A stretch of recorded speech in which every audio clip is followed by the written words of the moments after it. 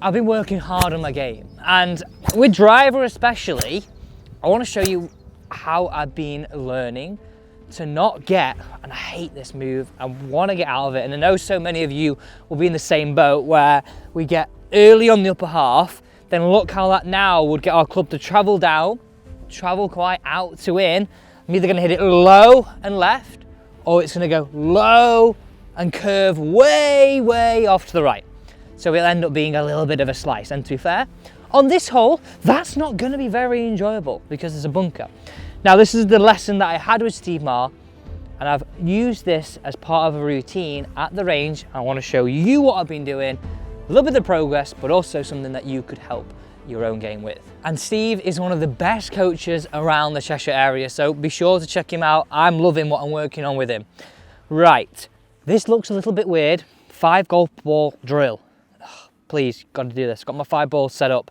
First one, and the data we're going to be looking at here, I want you to be looking at the release. So actually, how little effort I'm putting in, but what I'm getting out. First shot, have a look at this. It's narrow stance, right? You'll have seen this at the thumbnail, but I've got my heel in the air, right? Narrow stance, heel in the air. Now, I'll just explain why this really works.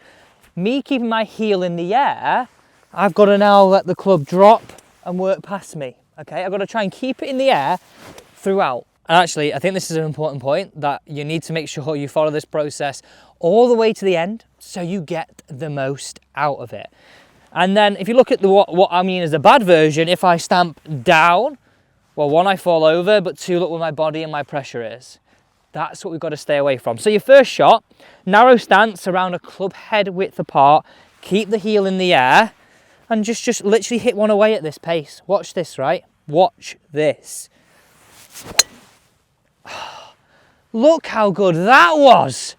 I mean, it always surprises me how I don't feel the strike, how centered it was, and actually how far that's just gone. Let me just show you a few of these numbers.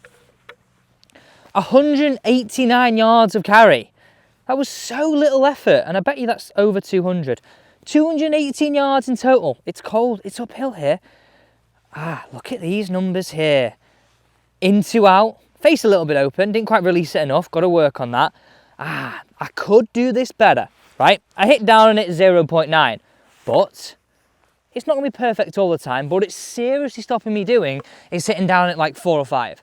Minus 0.9, that's not too bad. Like, I mean, tour average is around that. Right, and what I want to show you with these drills, you don't have to be perfect to make your game better.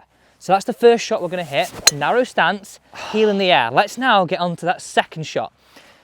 I could really release that better, and that's the feedback I'd give you. A lot of golfers who slice it, I've never really educated their hands to release the club. Me being someone who's faded the golf ball for a long time, I've got to really trust that I can release it, trust that I can do this. And you saw on that one, it was a little bit open and it faded off a little bit, but by all means, it was a very good shot. So the second shot, hit just like this. All you're gonna do for the second shot is just repeat the same shot you just hit, narrow stance around a club head width apart with the heel in the air. Now I know what we're showing you right now looks a little bit strange, but I'm actually building up to a method that looks a little bit weird, but something you can definitely use as your go-to swing and setup on the course. Proof's in the pudding here. Look at that number. 0.5 on the up. Beautiful, beautiful. Swung a little bit out to the right, a little bit too inside, but for somebody that has got this way so much, I don't mind that too much. Okay, so our third golf ball now, we're really starting to build into that feeling. And this is the bit where Steve sort of had me hitting countless shots. And I would definitely recommend you follow this routine, but don't need to hit too many just at this one, right? So now you're gonna go narrow stance around sort of shoulder width apart, and you're still gonna hit it with your heel in the air. What we're really trying to train your muscle memory to do is not be eager and stamp it down. Not be eager and stamp it down. As club golfers, we struggle and we get this move happening far too often. Instead, keep it in the air, release it past you. You'll also notice the speed I'm putting in the shot, I'm swinging within myself. But the ball's flying more than far enough to be competitive, lower my handicap, and have shorter clubs into each hole. Okay, right, so round shoulder width apart, nice narrow stance, keep the heel in the air. Watch this fly. Oh, look at that shape. The heel is still in the air. Look where I finished. Did you just see that flight? Did you just see that flight? Have a look at this. Hit up on it again.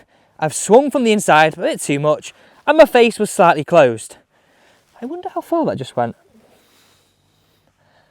It always amazes me. This is ball 3. I mean, I'm not even at what I'm going to show you to hit on the course. 256 yards. That's above average. That's above average. That's where we can be, everybody. So, now, these are the 2 shots where I want you to start thinking, I can use that method on the golf course.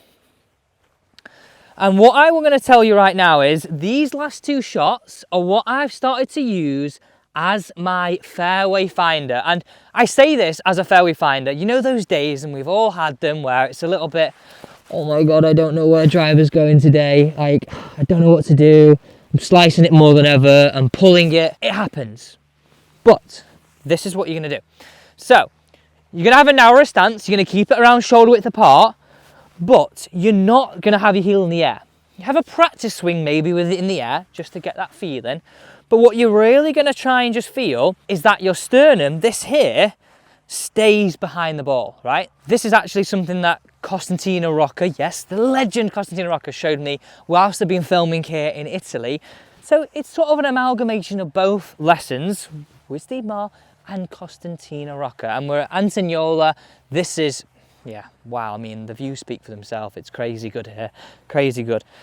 So, you go into narrow stance, and this is, please, please, please, just use this as your fairway finder. Trust me, the amount of times I've heard students go to me, Alex, you've done some drills similar to this before, and I can't stop using it. It goes so straight, it goes so long, because you can become more efficient. So watch this fly. My sternum stays at that point, almost like, feel like it stays there at impact. Watch this fly. Just look at that fly. It's never going to stay there because it's going to move, but I had that idea. I just had that idea. That's gone 247 yards.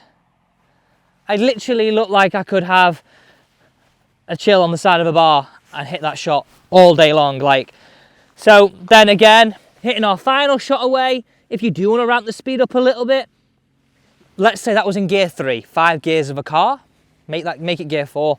But honestly, keep around that shoulder width apart, and the idea of the sternum staying behind the golf ball. That's your swing thought. Because look, when the heel's in the air, what does it do? It stays behind. If I stamp it down, where does it go?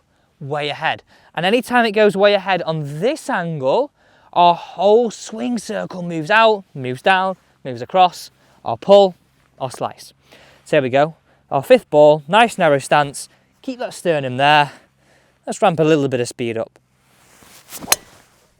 Just like that. That's 5 out of 5 fairways, everybody.